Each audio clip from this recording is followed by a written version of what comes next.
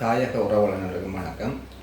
தாயக நிதர்சனம் சேனலை சப்ஸ்கிரைப் பண்ணி பெல் ஐக்கானை கிளிக் பண்ணி விட்டிங்கன்னா நாங்கள் போடுற வீடியோக்கள் உடனே நோட்டிஃபிகேஷன் அவங்களுக்கு வரும். நீங்கள் அவ்வாறு செய்வது எங்களுக்கு இன்னும் பல வீடியோக்களை பதிவு செய்து போடுவதற்கு ஒரு தூண்டுகோலாக அமையும். இவ்வளவு காலமும் எங்களுக்கு ஆதரவு தருகின்ற நல்லுள்ளங்களுக்கு எங்களுடைய நன்றிகள். உங்களுடைய கருத்துக்களை இங்கே பதிவிடுவதன் மூலம் மென்மேலும் எங்களுடைய காணொலிகளை உங்களுடைய எதிர்பார்ப்புக்கு அமைவாக முன்கொண்டு செல்லலாம் என நம்புகின்றோம். இன்றைக்கு நாங்கள் பார்க்க போகிற விஷயம், இந்த மன்னாரில் தொடர் போராட்டம் நடந்து கொண்டிருக்கு. உண்மையிலேயே மன்னார்ன்றது ஒரு மிகுந்த ஒரு சிறிய நிலப்பரப்பு, 3 பக்கங்களாலும் கடலால் சூழப்பட்டது. மன்னார் தீவுன்றது 4 பக்கங்களும் கடலால் சூழப்பட்டது. இந்த சூழ்நிலையில் மன்னாருக்கு மன்னாரின் வளங்கள் ஒரு ஒரு இயற்கைக்கு மாறாக அதனை எங்களுடைய பொருளாதார பிரச்சனையை மட்டும் கருத்தில் கொண்டு அங்கே சில நடவடிக்கைகளை நாங்கள் எந்தவித ஒரு தூர நோக்கும் பார்வையின்றி மிகவும் குறுகிய இலாபங்களுக்காக அந்த வளங்களை நாங்கள் சூறையாடி அல்லது அதை வெளிநாடுகளுக்கு விற்போமாக இருந்தால் நிச்சயமாக அங்கே உள்ள மக்கள் அதில் பாதிக்கப்படுவார்கள். அதில் மாற்று கருத்து இல்லை. ஆனால் நாங்கள் இன்னொன்றையும் புரிந்து கொள்ள வேண்டும். நாங்கள் ஒரு ஆரம்பகால வாழ்க்கைகளிலிருந்து ஒரு நாகரிகமான சமூகமாக நாங்கள் போகின்ற போது பல விடயங்களில் நாங்கள் வளர்ச்சி அடைய வேண்டிய தேவை இருக்குது.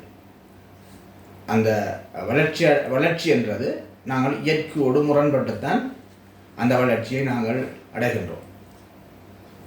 அது ஒரு உணவு உற்பத்தியாக இருந்தாலும் சரி, ஏனைய நாங்கள் தங்குகின்ற வீடுகள், கட்டிடங்கள் அல்லது இயந்திரமயமாக்கல், மற்றது எல்லா விதமான வளர்ச்சியும் கூட நாங்கள் இயற்கையோடு முரண்படுகின்றோம் என்றதுதான் நாங்கள் அதுக்குள்ளே இருக்கிற உண்மையும் சூட்சுமம். ஆனால் அந்த இயற்கையோடு எந்த அளவுக்கு முரண்படுகின்றோம் என்றதை தான் நாங்கள் கருத்தில் கொள்வோம். இப்போ உதாரணத்துக்கு நாங்கள் இன்றைக்கு ஒரு காலத்தில் நடந்து தெரிஞ்சோம், பிறகு நாங்கள் விலங்குகளை பயன்படுத்தினோம், அதிலிருந்து இப்போ எரிபொருள் வந்தவுடன் நாங்கள் இயந்திரங்களை பயன்படுத்தி எங்களை போக்குவரத்தை செய்கிறோம். அப்போ நாங்கள் நடந்து திரிஞ்சு போக்குவரத்து செய்ததற்கும் விலங்குகளை பயன்படுத்தி போக்குவரத்து செய்ததற்கும் இன்றைக்கி எரிபொருள் பயன்படுத்தி நாங்கள் போக்குவரத்து செய்கிறோன்றதுக்கும் இடையில் சூழல் மாசுபாடு வர்றதுன்றது மிக அதிகமாக சூழலை மாசுபடுத்தி கொண்டு இருக்கோம். சூழல் மாசுபடுகின்றதுக்காக நாங்கள் இயந்திரங்களை பயன்படுத்தி நாங்கள் எங்களுடைய போக்குவரவோ இனிய பொருட்களின்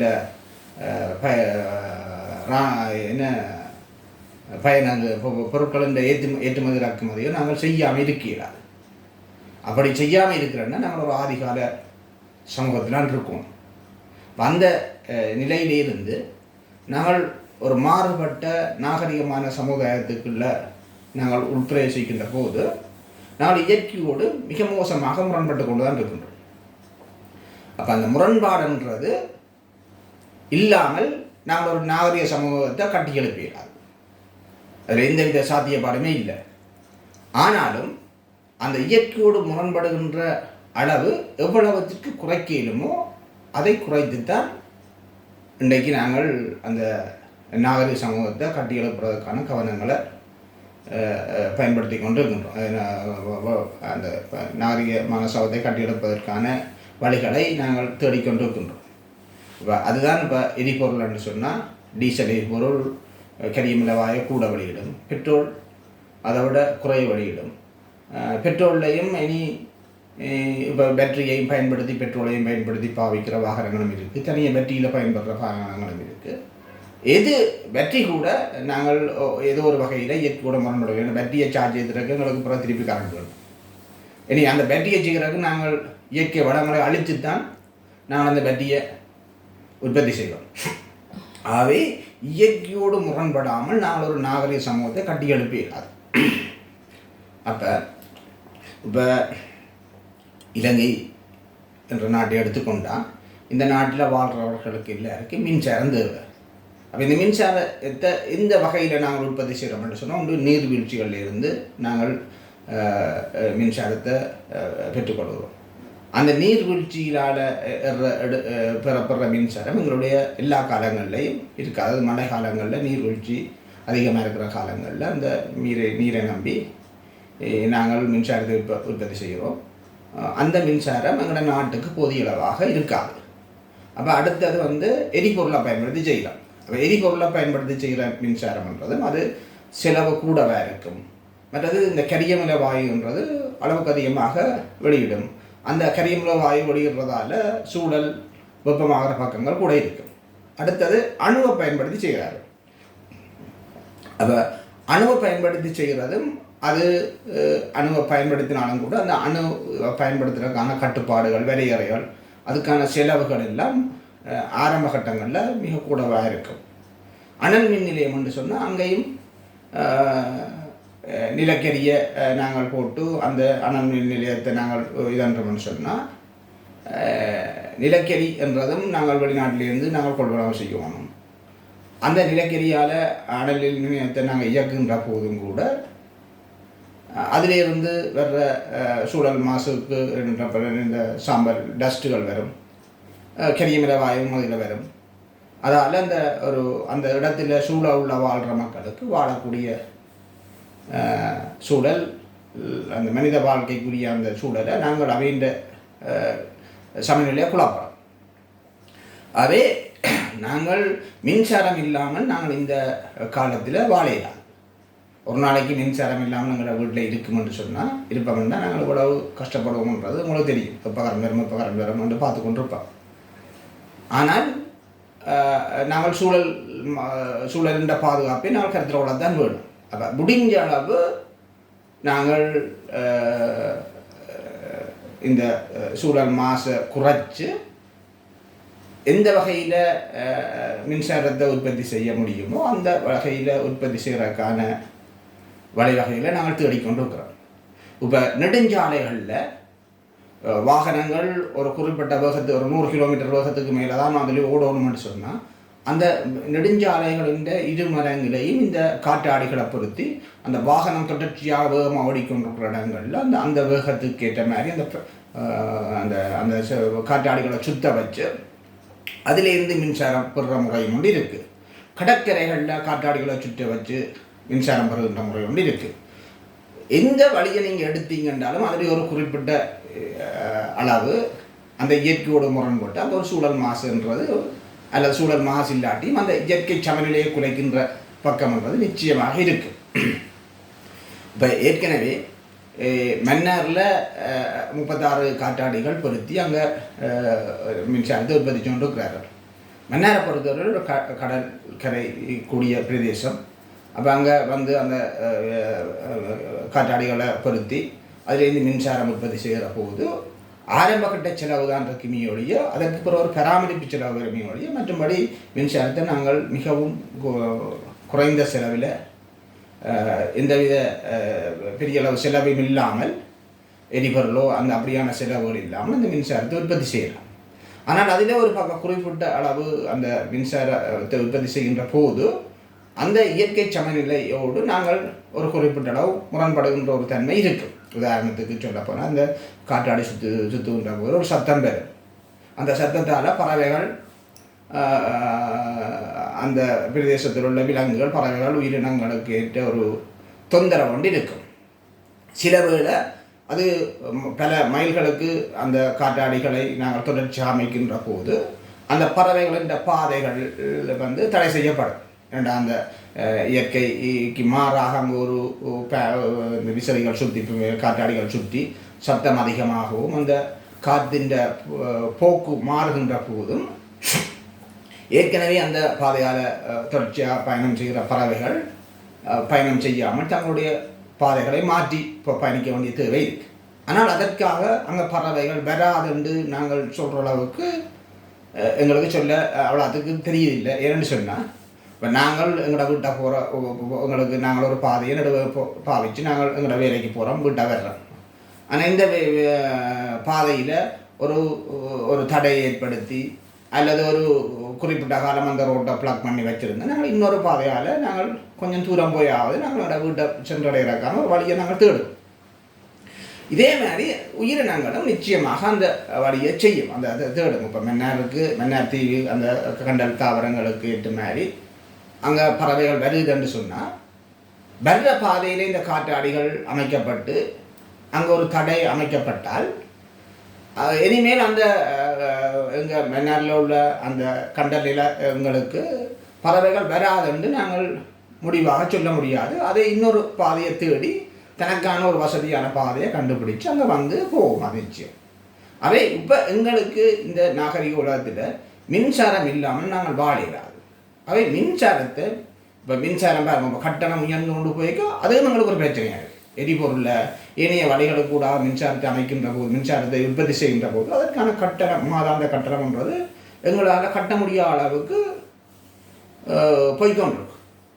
அப்போ வெளிநாடுகள் எப்பொழுதும் தங்களுடைய எரிபொருள அந்த பெறுமதியை ஒரு சந்த வாய்ப்புக்காக தங்களுடைய நலன்கள் நம்பி ஒரு வரையறையை வச்சிருப்பார்கள். இந்த இதுக்கு மேலே குறைக்க இயலாது, இதுக்கு மேலே குறைக்க இயலாதுன்ற ஒரு வரையறையை வச்சிருக்கிற போது நாங்கள் அந்த விலைக்கு வாங்கி நாங்கள் ஏனைய செலவுகள் எல்லாத்தையும் செய்து இங்கே மின்சாரத்தை உற்பத்தி செய்கின்ற போது எங்களுக்கு அந்த மின்சாரத்தை எங்களுடைய நாளாந்த மாதாந்த வருமானத்துக்கு இல்லை, அந்த மின்சாரம் நாங்கள் மாதாந்தம் செலவழிக்கின்ற அந்த மின்சாரத்துக்கான கட்டணத்தை கட்ட முடியாத அளவுக்கு எங்களோட வருமானம் மிக குறைஞ்சதாக இருக்குது. அவை எங்களை போன்ற நாடுகளில் நாங்கள் ஒரு தீவு சுற்றி வர கடல் நடுவில் இருக்கிறோம். அப்போ எங்களுக்கு இந்த காற்றாடியால் மின்சாரத்தை உற்பத்தி செய்கின்ற அந்த செலவு குறைவாக இருக்கும். அதை உற்பத்தி செய்யக்கூடிய ஒரு ஒரு ஒரு புவியியல் சூழலில் நாங்கள் வாழ்கிறோம். அவே அந்த வழி என்றது எங்களுக்கு மிகவும் அந்த மிக குறைஞ்ச செலவில் ஆரம்பமான முதலீடுகள் அங்கே அதிகமாக இருந்தாலும் பின்னரான செலவுகள் எங்களுக்கு குறைவாக இருக்கின்ற போது எங்களுக்கு மிக குறைஞ்ச செலவில் வந்து மின்சாரத்தை நாங்கள் பெறக்கூடிய மாதிரி இருக்கு. எனவே இந்த காற்றாடியால் மின்சாரம் உற்பத்தி செய்கின்ற போது நாங்கள் இயற்கையோடு முரண்படுகின்றோம் என்றாலும் ஏனைய மின்சாரம் உற்பத்தி செய்கின்ற அந்த வழிகளோடு நீங்கள் ஒப்பிட்டு பார்க்கின்ற போது இதற்கான இயற்கையோடு முரண்படுகின்ற தன்மைகள், மற்றது குறைந்த செலவில் மின்சாரங்களுக்கு கிடைக்கின்ற விடயம் என்றதெல்லாம் இருக்கிறதால நாங்கள் இந்த காற்றாடி என்ற விஷயத்தில் நாங்கள் கொஞ்சம் விட்டு கொடுத்து சிந்திக்க வேண்டியவர்களாக இருக்கிறோம் என்றால் அது எங்களோட ஒட்டுமொத்தமான இலங்கைக்கு அது ஒரு தேவையாக இருக்குது. ஏனென்றால் இப்போ நீங்கள் மன்னாரில் தான் இதை பூட்டினம் என்றது இல்லை. இப்போ இலங்கையின் கடற்பரப்பில் சுற்றி வர கடல் இருந்தாலும், இலங்கையை சுற்றி வர கடல் இருந்தாலும் குறிப்பிட்ட சில இடங்களில் தான் அது கூட்டக்கூடிய வாய்ப்பும் இருக்குமென்னு நாங்கள் நம்புகிறோம். எல்லா இடத்துலையும் அது கூட்டக்கூடிய சூழல் இருக்காது. அப்போ மன்னாரை தெரிவு செய்கிறார்கள் என்று சொன்னால் அது ஒரு இனவாத கண்ணோட்டத்தோடு தெரிவு செய்கிறார்களா என்றது எங்களுக்கு தெரியவில்லை. ஆனால் மன்னாரில் அந்த காற்றாடியை பூட்டி மின்சாரத்தை உற்பத்தி செய்யக்கூடிய புவியியல் சூழல் இருக்கிறதாலேயா அங்கே அவர்கள் போட்டுறார்கள்? இனவாத கண்ணோட்டத்துக்கூடாக அதை பார்க்குறார்களா அல்லது ஒரு அறிவியல் ரீதியாக புவியியல் சூழலுக்கான பார்த்து அதை செய்கிறார்களான்றதை நாங்கள் பார்க்கணும். இனவாத கண்ணோட்டத்தோடு தான் அரசாங்கம் இதை அணுகுதுன்றால் நாங்கள் அதை எதிர்க்கத்தான் வேணும். ஆனால் ஒரு புவியியல் சூழல் என்ற முறையில் ஒரு அரசாங்கம் என்ற அடிப்படையில் அவர்கள் ஒட்டுமொத்தமான நாட்டின் நலன் கருதி செய்கின்ற சில விஷயங்களுக்கு நாங்கள் முடிந்தளவு ஒத்துப்போக வேண்டிய தேவை இருக்குது. ஆனால் அதே நேரத்தில் உங்களோட அந்த இல்மனேட் கனிய வளத்தை அவள்றது அதை ஏற்றுக்கொள்கிறார். ஏன்னா மன்னர் வந்து தாழ்நில பிரதேசம், கடல் கரைகள் கூடிய பிரதேசமாக இருக்கிறதால அங்கே வந்து நாங்கள் இல்மனேட்டை வரும் வெளிநாடுகளுக்கு விற்றா காசு வருமன்றதற்காக அதை அகழ்ந்தால் நிச்சயமாக கடலில் உள்புகுறும். மழை காலங்களில் கடல் சீற்றமடைகின்ற போது கடல் தண்ணிகள் வெள்ளப்பெருக்கள் வந்து கடலெல்லாம் மக்கள் குடியிருப்புக்கு வரக்கூடிய வாய்ப்பு இருக்கும். அதனை நாங்கள் எதிர்க்கத்தான் வேண்டும். அல்லது அந்த இல்மனேட்டை அவர்கள் எடுத்து நாட்டின் நலனுக்காக பயன்படுத்த போகிறாருண்டா அந்த எடுக்கக்கூடிய அந்த இல்மனேட்டுக்கு பதிலான ஏனைய ஒரு மணலையோ அங்கே அல்லது மண்ணையோ அங்கே கொட்டி அதை நிரப்பக்கூடிய திட்டங்களோடு அவர்கள் அதை செய்வோம். அப்போ அந்த விஷயங்களில் நாங்கள் அறிவுபூர்வமாக சில விஷயங்களை அனுகூலமையோடைய எடுத்தோடனே இந்த காற்றாடி மின்சாரத்தை காற்றாடியால் உற்பத்தி செய்யப்படுற மின்சாரத்தை நாங்கள் மேலெழுந்த வாரியாக ஒரு அறிவியல் கண்ணோட்டத்துக்கு புறம்பாக நாங்கள் அதை எதிர்க்கக்கூடாதுன்றது எங்களுடைய தாழ்மையான கருத்து. தயவுசெய்து இந்த மன்னார் மக்கள் இதை புரிஞ்சு கொள்ளணும். நாங்கள் இப்போ நீங்கள் கூச்சல் எழுப்பக்கூடாது, நாங்கள் உங்களுக்கு எதிராக கதைக்கிறோம்ன்றது இல்லை. நாங்கள் எங்களுடைய மக்களின் நலன் கருதி தான் கதைக்கிறோம். மன்னாரில் இந்த விஷயங்களை நீங்கள் இன்னொரு கண்ணோட்டத்தோடையும் பார்க்கணும். இப்போ சாவச்சேரியிலையும் இதே பிரச்சனை வந்தது. கிளாலியிலிருந்து சாவச்சேரி வரைக்கும் அந்த தொடர்ச்சியாக அந்த இந்த காற்றாடி மின்சார உற்பத்தியில் நடந்து கொண்டிருக்கிறது. ஆனால் பெரிய அளவில் அங்கே பெரிய ஒரு இரைச்சல் இருக்கிற மாதிரி எங்களுக்கு தெரியல. நாங்கள் அதை போய் வர்ற நேரம் எங்களுக்கு தெரியல. அப்படியே பெரிய தாக்கம் அதுகள் இருக்கிறது மாதிரியும் தெரியல. ஆனால் இது ஒரு மக்களுக்குள்ள எந்த விஷயத்தை கொண்டு வந்தாலும் அதற்கு ஒரு எதிர்குரல் என்ற அதில் சின்ன ஒரு மைனோட் அளவில் அந்த சின்ன சின்ன அந்த இயற்கையோடு முரண்படுகின்ற நான் சொன்ன மாதிரி நாகரிக உலகம்ன்றது இயற்கையோடு முரண்பட்டு தான் நாங்கள் வாழ வேண்டியிருக்கும். அதாவது ஆரம்ப கட்டங்களில் இருக்கிற அந்த வாழ்க்கையில் இருந்து நாங்கள் அடுத்தடுத்த படிக்கு நாங்கள் வளர்ச்சி அடைகின்ற போது நிச்சயமாக அங்கே ஒரு இயற்கையோடு முரண்படுகின்ற தன்மை இருக்கும். அப்போ அப்படி அந்த வகையில் பார்க்கல இந்த காற்றாடியாலையும் குறைந்தளவு சூழல் மாசுபடுற தன்மைகள் அல்லது இயற்கையோடு முரண்படுற தன்மைகள் நிச்சயமாக இருக்கும். அது இல்லைன்னு சொல்கிறதுக்கு இல்லை. ஆனால் அது பெரிய எங்களோட வாழ்க்கையை புரட்டி போடுற அளவுக்கு எங்களோட குடும்ப சந்ததியை அழிக்கிற அளவுக்கு அப்படி ஒரு மாற்றம் அங்கே இருக்கிறதாக எங்களுக்கு தெரிய இல்லை. ஆகவே அந்த அந்த அந்த அடிப்படையில் நாங்கள் ஒரு அரசாங்கம் என்ற அடிப்படையில் ஒட்டுமொத்தமான நாட்டு நலன் கருதி செய்கிற விஷயங்களுக்கெல்லாம் நாங்கள் எங்களுடைய எதிர்ப்பை தெரிவிக்கணும்ன்றது இல்லை இங்கே இருக்கிற நியாயம். அது நல்லதா கெட்டதா அந்த அது அது அது எங்களோட நாட்டுக்கு அது நன்மையை பயிக்குமா அது தீமையை பயிக்குமா என்றதை தான் பார்க்கணும். அதில் குறைஞ்சளவு தாக்கம் இருக்குன்னு சொன்னால் நாங்கள் அதை ஏற்றுக்கொள்ளத்தான் வேண்டும். சில வேளை மன்னர் என்ற முறையில் அதுக்குள்ள இந்த காற்றாடி மின்சாரம் அதுக்கு அங்கே உற்பத்தி செய்கிற போது அங்கே ஏதாவது அந்த புவியியல் சூழலுக்கான ஏதாவது மாறுபட்ட தாக்கங்கள் மக்களின் வாழ்வியலுக்கு பாதிக்கக்கூடிய விஷயங்கள் இது இருக்குமென்னு சொன்னால் அதை நாங்கள் சரியான முறையில் ஆராய்ஞ்சு அதுக்கான அறிவுபூர்வமாக மாற்றீடான ஒரு பாதுகாப்பையும் தீர்றதுக்கான விஷயங்களையும் நாங்கள் இதண்டோடும். மற்றபடி காற்றாடி மின்சாரத்தை உற்பத்தி செய்ய போய் நாம் சும்மா சத்தம் கேட்கும் பறவை வராமடும் அப்படி வரும் இப்படி வரும் என்று சொல்லி மேலெழுந்த வாரியாக ஒரு ஒரு அறிவுபூர்வமற்ற சில விஷயங்களில் நாங்கள் எங்களோட சிந்தனைகளில் வச்சுக்கொண்டு நாங்கள் அதுக்கு எதிர்ப்பு தெரிவிக்கக்கூடாது. ஆனால் நாங்கள் ஏற்கனவே சொன்ன மாதிரி ஒரு நாகரிக உலகுக்கு நாங்கள் பிரவேசிக்கின்ற போது அங்கே ஒரு இயற்கையோடு முரண்படுகின்ற தன்மையோடு இருக்கும். அது குறைந்த அளவிலான இருக்கும் என்று நாங்கள் நம்புகின்றோம். எனவே இந்த மன்னார் மக்கள் தயவு செய்து இந்த விஷயங்களையும் சேர்த்து பார்த்து உங்களுடைய போராட்டங்களை தொடருங்கள். நாங்கள் உங்களுடைய போராட்டங்களுக்கு நிச்சயமாக ஆதரவு தருகின்றோம். ஆனால் இப்போ உங்களுக்கு தெரியும், இப்போ அரசாங்கம் இது இந்த அரசாங்கம் கொண்டு வந்த திட்டம் இல்லை, இது முன்னைய அரசாங்கம் கொண்டு வந்த திட்டங்கள். ஆனால் முன்னைய அரசாங்கங்கள் கொண்டு வந்த திட்டத்தை இந்த இப்போ இருக்கிற என்பிபி ஜேவிபி அரசாங்கமும் மிக கடுமையாக இருந்தது. ஆனால் ஆட்சிக்கு வந்தோன்னா அவை அதை செய்யலாம். அவர்கள் முதல்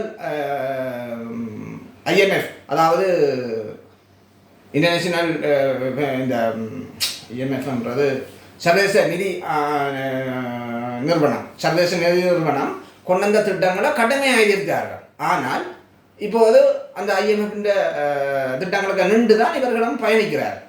அப்போ அதனால்தான் நாங்கள் ஏற்கனவே எல்லா பாதிகளையும் போகிறாங்க. இந்த ஆளும் கட்சி எதிர்கட்சி அல்லது இந்த அரசியல் கட்சிகள் ஒரு திட்டம் நல்லம் கெட்டதுன்றதை பார்த்து மட்டும் அவர்கள் அந்த தங்களுடைய ஆற்றல்களை அல்லது வினைத்திறனான செயல்பாடுகளை முன்னெடுக்கிறே இல்லை. அவர்கள் எப்போயும் என்ன செய்தார்கள்னா ஒரு கட்சி கொண்டு வரையில அதை வச்சு தாங்கள் அரசியல் செய்யணும்ன்றாங்க, அதை எதிர்க்கிறது. அப்படி இருந்ததால தான் இந்த கட்சியும் சென்ற அரசாங்கத்தில் இந்த காற்றாடி திட்டங்களுக்கு எதிர்ப்பை தெரிவித்து போட்டு இப்போ இதே கட்சி ஆட்சிக்கு வந்தோண்டு இந்த திட்டத்தை அவர்களே நடைமுறைப்படுத்துகிறார்கள். இன்றைக்கு அந்த மக்களுக்கு மீது வன்முறை புரியாமல் கிறிஸ்தவ பாதிரிகர் மாதிரி தாக்கியிருக்கப்பட்டிருக்கிறார்கள், பெண்கள் தாக்கப்பட்டிருக்கிறார்கள். அப்போ காவல்துறை எல்லாம் ஒரு போலீஸ் எல்லாம் ஒரு அடாவடித்தனமாக ஒரு 3ஆம் உலக நாடுகளில் இப்படித்தான் காவல்துறைகள் இருக்கு. இப்போ வெளிநாடுகளில் பார்த்தீங்கன்னு சொன்னால் மேற்குலக நாடுகளில் போலீஸ் எல்லாம் விளங்கப்படுத்தும். அவர்கள் சாஃப்டாக தான் மக்களை கையாளுவார்கள். அது இனி இல்லைன்னா முடியாத அளவுக்கு போனவர்கள் அந்த கட்டங்களுக்கு போவார்களே ஒழிய சும்மா கண்டதுக்கெல்லாம் கை நீட்டி கால் நீட்டி அவர்கள் வார்த்தை பிரயோகங்கள் எல்லாத்தையும் கடுமையாக விட்டு மக்களோடு முரண்பட்டு கொள்ள மாட்டார்கள். ஆனால் இங்கே இலங்கை போன்ற நாடுகளில் அந்த காவல்துறையும் இராணுவம் அதற்குத்தான் பழக்கப்பட்டிருக்கு. கடந்த 35 வருட கால போர் இதற்குத்தான் அவர்களை தயார்படுத்தியிருக்கு. அவை இந்த இனவாத ரீதியான கண்ணோட்டங்களுக்கூடாக எல்லா பிரச்சனைகளையுமே அரசாங்கங்கள் பார்க்குறதால இதே தமிழ் மக்கள் அப்படி ஒரு போராட்டத்தை செய்யறோம், உடனே அதுக்குள்ள அடிதடி வன்முறை பிரயோகங்களை காவல்துறை இராணுவத்தை வச்சு செய்கிறது. அப்போ எங்கட மக்களும் என்ன செய்கிறாங்க, கண்டதை இனவாத கண்ணோட்டத்துக்கூடாக தான் நாங்கள் ஒரு சிறுபான்மையினர் இருக்கிறதால தான் இவர்கள் இவ்வாறு எங்கள் மீது செய்கிறார்கள் என்ற அந்த பார்வைக்கூடாக பார்க்கப்படுகிறார்கள். அவே இந்த விஷயங்கள் என்ன இப்போ நாங்கள் இப்போ என்னன்னு சொன்னால், இந்த ஆளும் கட்சியாக வேறொரு அரசாங்கம் இருக்கின்ற போது இந்த NDP அரசாங்கமும் எதிர்த்ததுக்கான காரணம் அவர்களுடைய அரசியலுக்காக, அதை ஒரு அறிவுபூர்வமாக அவர்கள் சிந்திக்க இல்லை. இப்போது அவர்கள் ஆட்சிக்கு வந்தவுடனே அதை செய்யாமலே இருக்க முடியாமல் இருக்கிறார்கள். ஏன்னா நாட்டின் செலவினத்தை குறைக்கணும்னா இவ்வாறான மிக குறைந்த செலவில் உற்பத்தி செய்யப்படுற இந்த மின்சாரமோ ஏனைய உற்பத்திகளையோ நாங்கள் கூட்ட வேண்டியிருக்கு. அதுதான் ஒரு நாட்டின் உண்மையான அடிப்படை கட்டுமானத்துக்கான ஒரு பலமான தூண்களாக அமையும். இப்போ நாங்கள் போய் இந்த கார்மெண்ட் உற்பத்திகள் எல்லாம் ஒரு நிரந்தரமான எங்களுக்கான அல்லது உல்லாச பயணிகள வருகை எல்லாம் எங்களுக்கு ஒரு நிரந்தர பொருளாதார கட்டமைப்பை தராது. இலங்கையில் உற்பத்தி செய்யப்படுற பல பொருட்கள் ஏற்றுமதி செய்கின்ற போது மிக குறைந்த விலையிலான பொருட்களை தான் நாங்கள் ஏற்றுமதி செய்கிறோம். அதே மாதிரி இலங்கைக்கு இறக்குமதி செய்கிற பொருட்கள் எல்லாம் மிக விலை கூடின பொருட்களை தான் நாங்கள் இறக்குமதி செய்கிறோம். அப்போ நாங்கள் ஒரு 1000 உற்பத்திகளை செய்து லட்சக்கணக்கில் உற்பத்திகளை செய்து நாங்கள் ஏற்றுமதி செய்தால் தான் ஒரு சில பொருட்களை நாங்கள் இலங்கைக்கு இறக்குமதி செய்யலாம். அப்போ இந்த சூழல்களும் இங்கே இருக்குது. அப்போ நாங்கள் என்னத்தை சொல்ல வர்றோம்னு சொன்னால், இந்த உற்பத்திகள்ன்றது சரியான அடிப்படை விஷயங்களை நாங்கள் கருத்தில் கொண்டு செயல்படுவோம். இப்போ உங்களுக்கு தெரியும், உற்பத்திக்கு அடிப்படையில் தேவையான ஒரு முக்கியமான பொருள் மின்சாரம், எரிபொருள் மின்சாரம். அப்போ அதான் இந்த எரிபொருள் விலை கூடினா நாட்டில் எல்லா செலவினமே கூடும். என்னென்னு சொன்னால் மின்சாரம் அதை நம்பி உற்பத்தி செய்கிறது, எரிபொருளால் மின்சாரம் உற்பத்தி செய்யப்படுகிறது, போக்குவரவுகள் எரிபொருள் நம்பி தான் நடக்குது. அவை எரிபொருள் விலை கூட்டம் உலகத்தில் விலை கூடைகளில் ஏனைய எல்லா வாழ்க்கை செலவுகளுமே அது ஆட்டோமேட்டிக்காக கூடும். அப்போ நாங்களும் இப்போ நாட்டின் செலவினத்தை குறைக்கணும்னா இந்த அடிப்படை எரிபொருள் மின்சாரங்கள செலவினத்தை குறைக்கணும். அப்போ நாங்கள் அதை குறைக்கணும்னு சொல்லிக்கொண்டு ஒரு மிக குறைந்தளவு செலவில், அதாவது உற்பத்தி செலவே இல்லாமல், முதலீட்டு செலவு தவிர உற்பத்தி செலவே இல்லாமல், அதாவது எரிபொருள் செலவே இல்லாமல் நாங்கள் ஒரு மின்சாரத்தை உற்பத்தி செய்யக்கூடிய வழியை நாங்கள் எதிர்த்தா எப்படி நாங்கள் ஒரு யதார்த்தமான உலகத்தை நாங்கள் சந்திக்கலாம்? ஆகவே இந்த விஷயங்களை நாங்கள் சரியாக புரிஞ்சு கொள்ளணும். நாங்கள் ஒன்றும் MPP அரசாங்கத்துக்கு வக்காலத்து வாங்குறாக்கள் இல்லை. ஆனால் நாங்கள் அந்த யதார்த்தமான விஷயங்களையும் கருத்தில் கொள்கிறோம். மின்சார செலவை நாங்கள் வாழ்க்கை செலவை குறைக்கணும்னு சொன்னால் அதுக்கு அடிப்படையாக இருக்கிற மின்சார செலவு குறையணும்னு சொன்னால் நாங்கள் எவ்வளவுத்துக்கு மிகுந்த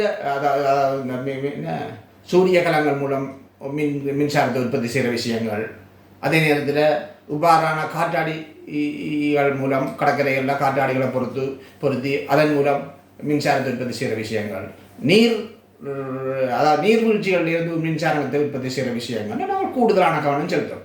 அப்படி கவனம் செலுத்தினா நாங்கள் மின்சாரத்தை மிக குறைந்த செலவில் உற்பத்தி செய்து எங்களுடைய நாட்டு மக்களுக்கு வழங்குவதன் மூலம் எங்களுடைய உற்பத்திகளை நாங்கள் கூட்டிக் கொள்ளலாம், எங்களுடைய வாழ்க்கை செலவை குறைக்கலாம். ஆகவே நாங்கள் இந்த ஒரு ஆரோக்கியமான ஒரு திட்டத்தை நாங்கள் கண்மூடித்தனமாக எதிர்க்கிற அந்த விஷயத்தை நாங்கள் தவிர்த்து கொண்டு நிச்சயமாக அந்த மன்னார் பிரதேச மக்கள் உங்களுடைய போராட்டத்தில் ஆதரவு தருகின்றோம், உங்களோடு நிற்கின்றோம். ஆனால் நீங்கள் ஒரு அறிவியல் பூர்வமாக இந்த விஷயங்களை கையாளுங்க. மற்றபடி உங்களோட அந்த இல்மனேட் அகழ்வு அதை அந்த வளத்தை விற்பனை செய்கிற அந்த விஷயத்துக்கு அல்லது இனிய மணல் உங்களுடைய மணல் வளங்களை கொள்ளையடிக்கின்ற அந்த விஷயங்களுக்கு நாங்கள் உங்களோட நிற்கின்றோம். இந்த விஷயத்துக்கு நாங்கள் உங்களோட நிற்கின்றோம். ஆனால் இந்த விஷயத்தை ஒரு அறிவுபூர்வமாக அரசியல் கட்சிகள் சில உங்களை பிள்ளையாவடி நடத்தலாம். அவர்களுக்கு அரசியல் செய்கிறதுக்காக இந்த விஷயத்தை உங்களை வச்சு தூண்டி விடுவினோம், கண்டதையும் போராட்டமாக்கி அரசியல் லாபம் தருவதற்காக இதில் முனையலாம். அவை நாங்கள் இந்த அரசியல் லாபம்ன்றது கட்சிகளுக்கானதாக இருக்கக்கூடாது. அரசியல் லாபம்ன்றது மக்களுக்கான அறுவடையாக இருக்கும். ஆகவே மக்களுக்கான அறுவடையை பற்றி நாங்கள் யோசிக்கின்ற போது எந்த விஷயத்திலையும் நாங்கள் மக்கள் நலன் சார்ந்து சிந்திக்கின்றவர்களாக இருக்கின்ற போது நாங்கள் வருகின்ற திட்டங்களை அறிவியல் பூர்வமாக ஆக்கப்பூர்வமாக சிந்தித்துத்தான் நாங்கள் அந்த விஷயங்களுக்கு முடிவெடுக்கிறோம். ஆகவே அரசியல் கட்சிகளின் ஆதாயத்துக்காக நாங்கள் அவர்கள் தூக்குற போர்க்கொடிக்கு பின்னால் எடுபடிகளாக நிற்காமல் நாங்கள் சரியான முறையில் ஒரு அறிவுபூர்வமாக இந்த திட்டத்தில் உள்ள நன்மைகளை ஆராய்ந்து துறைசார் அனுபவம் உள்ளவர்களிட்ட இருந்து கருத்தை கேட்டு அதன் நிமித்தம் தான் நாங்கள் நம்முடைய போராட்டங்களை முன்னெடுக்க வேண்டும்.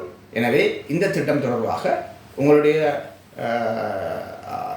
பார்வை ஒரு அறிவியல் ரீதியாக இருக்கணும். நான் திருப்பி ஒரு விஷயத்தை சொல்லி முடிக்கிறேன்.